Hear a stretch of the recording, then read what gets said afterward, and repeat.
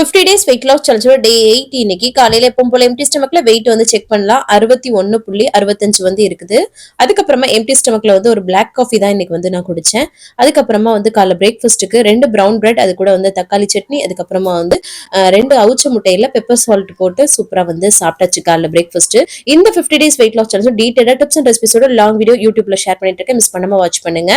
மதிய லஞ்சுக்கு ஓட்ஸ் கிண்டி எடுத்துட்டு அதுக்கப்புறம் பச்சை பயிர் வச்சு குருமா பண்ணியிருந்தேன். அதுக்கப்புறம் மீன் மேக்கர் வந்து ஃப்ரை மாதிரி பண்ணியிருந்தேன். அதுக்கப்புறம் வெள்ளரிக்கெல்லாம் வச்சு சூப்பரா சாப்பிட்டோம். இந்த ரெசிபி எல்லாமே அந்த லாங் வீடியோல ஸோ மிஸ் பண்ணாம வாட்ச் பண்ணுங்க. ஈவினிங் டயத்துல ஒரு கிரீன் டீ வந்து நான் குடிச்சேன். அதுக்கப்புறமா வந்து பாத்தீங்கன்னா நைட் டின்னர் 6:30 மணிக்கே எடுத்துக்கிட்டாச்சு.